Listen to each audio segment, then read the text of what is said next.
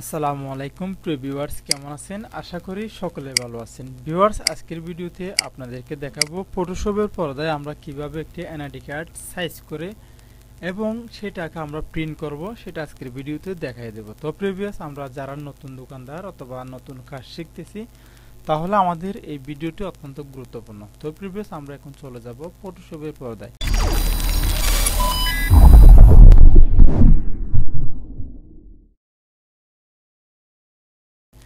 তো আমরা চলে আসলাম ফটোশপে। তো এখানে আপনারা দেখতে পাচ্ছেন একটা এনআইডি কার্ডের ব্যাক পার্ট আর একটা পিছনের সামনের পার্ট রয়েছে। তো প্রিভিয়াস এই দুইটা পার্টের মধ্যে আমরা এগুলাকে কিভাবে আমি এই দুইটা স্ক্যান করেছি, এই দুইটা হচ্ছে আমার আইডি কার্ডের তো স্ক্যান কপিগুলোকে আমি আপনাদেরকে দেখাবো। জাস্ট ক্রপ করব প্রথমে আমরা। তো প্রথমে ক্রপ করার জন্য আমাদের যে কর্নার রয়েছে আমরা একটা সাইজ দিয়ে দেবো, এখানে 3.46 ইঞ্চি দেব। তারপর আমরা এখানে দেব 2.16, তারপর রেজুলেশন দেব 300। তারপর আমরা এই যে এনআইডি কার্ডটাকে এভাবে করে ক্রপ করে নেব, সাইজ করে নেব। যতটুকু আমাদের কার্ডের নির্দিষ্ট রয়েছে, এরিয়া রয়েছে, এরিয়া বরাবর আমরা ক্রপ করে নেব। তো ভিউয়ার্স, তারপর আমরা এন্টার বাটনে ক্লিক করব। তো ভিউয়ার্স, এখন আমরা এটাকে ক্রপ করে নিয়েছি ফটোশপের পর্দায়। তো আমাদের এখন একটু এটাকে পরিষ্কার করতে হবে। এটা ক্লিন করার জন্য আমরা কিবোর্ড থেকে কন্ট্রোল আল্টা শিফট বাটন একসাথে চেপে ধরে তারপর এল বাটনে প্রেস করব। তারপর আমাদের একটু হালকা সুন্দর হবে। তারপর আমরা কিবোর্ড থেকে কন্ট্রোল এল দিয়েও দেখতে পারি এটা সুন্দর করা যায় কিনা, অথবা কিভাবে করে এটা পরিষ্কার করা যায় আমরা সেটা দেখব। যদি না হয় কেটে দেব, যদি হয় আমরা রাখবো। তারপর যদিও না হয় আমরা কিবোর্ড থেকে কন্ট্রোল এম বাটনে প্রেস করে এভাবে করে একটু ফোকাসটা বাড়িয়ে দিতে পারি, এভাবে করে একটু ফোকাসটা বাড়িয়ে কমিয়ে দিতে পারি। তারপর ওকে। তো প্রিভিয়াস এখন আমাদের যে ব্যাক পার্টটা রয়েছে সেটাকে একটু কাজ করে দেব। এটা একটা স্মার্ট কার্ড থেকে কপি করা হয়েছে আসলে, সেই জন্য একটু কালারটা তেমন একটু হচ্ছে না আর কি। তো ভিউয়ার্স, আমরা এখন এটাকে ক্রপ করে নেব সেম সাইজে। একটু খেয়াল করে দেখুন, এখানে সেম সাইজটা রয়েছে আমার উপরে 3.46, 2.16, রেজুলেশন 300। এগুলো কিন্তু ইঞ্চিতে দিয়েছি, একটু ভালো করে খেয়াল করে দেখুন। তারপর আমরা এটাকেও সেমভাবে ক্রপ করে নেব খুব দ্রুত গতিতে। এভাবে করে আমরা ক্রপ করে নেব। ক্রপ করার পর আমরা ডাবল ক্লিক করব অথবা এন্টার বাটনে প্রেস করলে এটা অটোমেটিকলি ক্রপ হয়ে যাবে। তো প্রিভিয়াস এটাকে একটু আমরা পরিষ্কার করে নেব। পরিষ্কার করে তারপর আমরা এটাকে আমাদের নির্দিষ্ট একটা পেজ নেব আমরা। এখন আমরা প্রিন্ট করব। যখন আমাদের পেজটা নেওয়া হয়েছে, যে এ4 সাইজের একটা নিউ পেজ নেব, কিবোর্ড থেকে কন্ট্রোল এন বাটন প্রেস করতে পারি, অথবা আমরা এখানে ফাইলে গিয়ে নিউতে ক্লিক করলে অটোমেটিকলি আমাদের একটা নতুন পেজ এরকমভাবে নিয়ে নেব। এ4 সাইজ হলে হয়। তো এখানে দেখতে পাচ্ছেন এ4 সাইজে দেওয়া আছে। তারপর আমরা ওকে বাটনে ক্লিক করব। ক্লিক করার পর আমরা এই সাইডে এটা রাখলাম।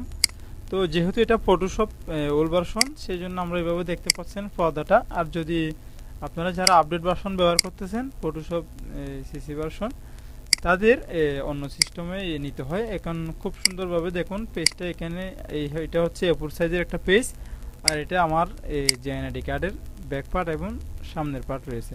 তো আমরা এভাবে করে মুভ টুল সিলেক্ট করব। মুভ টুল সিলেক্ট করে এভাবে করে আমরা মুভ টুলের সাহায্যে মাউস লেফট বাটন চেপে ধরে আমরা এভাবে করে ড্র্যাগ করে এই আমাদের যে এ4 সাইজের পেজ রয়েছে সেখানে এনে ছেড়ে দেব। দেখুন আমি আমার এ4 সাইজের পেজের উপর এনে ছেড়ে দিয়েছি। তো এইভাবে করে আমরা সাজিয়ে নিতে পারি।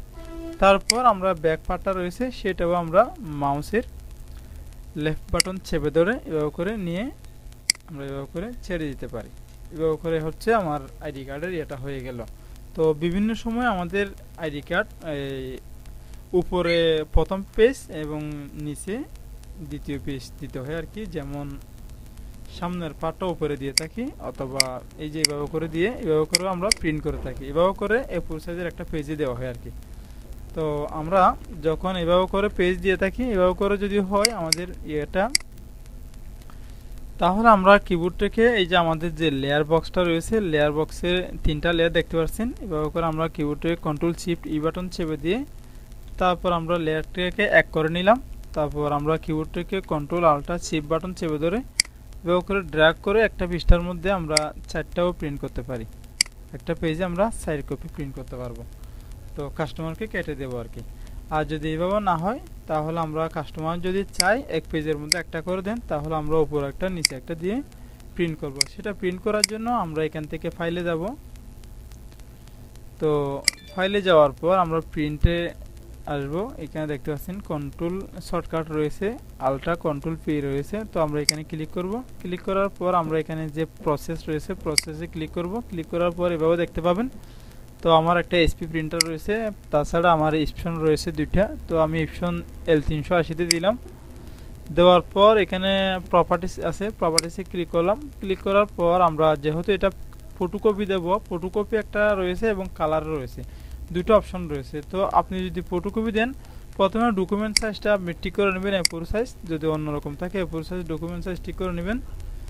তারপর এখানে প্ল্যান পেপারে দেবেন, তারপর স্ট্যান্ডার্ডে থাকবে। আপনি যদি কালার প্রিন্ট দেন, কালার প্রিন্ট হলে এখানে কালারে রাখবেন। তাছাড়া ফটোকপি হলে আপনি গ্রে স্কেলে দিবেন, ঠিক আছে। তো আমার চাচ্ছি যে এটাকে কালার করব, তাহলে কালার দেব। আর আপনি যদি চান ফটোকপি, তাহলে ফটোকপিতে দিবেন, ঠিক আছে। তো এগুলো প্রিন্টারে প্রিন্ট করবেন যেভাবে আর কি। তো আমি কালারে দিলাম, তারপর এখানে ওকে বাটনে ক্লিক করবেন। ক্লিক করার পর আবারও এরকম দেখাবে, তারপর এখানে ওকে বাটনে ক্লিক করে এটা প্রিন্ট করতে পারবেন। তো প্রিভিয়াস আশা করি বুঝতে পারছেন যে আমরা কিভাবে এটা প্রিন্ট করব এবং এনআইডি কার্ডের সাইজও দেখতে পাচ্ছেন এবং কিভাবে এটাকে কাজ করতে হয় সেটাও দেখাইছি। তো প্রিভিয়াস আপনাদের মতামত জানাবেন কেমন লাগলো। তো পরিশেষে এই ছোট্ট চ্যানেলটি সাবস্ক্রাইব করে আমাদের চ্যানেলের সাথে থাকবেন। আসসালামু আলাইকুম ওয়া রাহমাতুল্লাহ।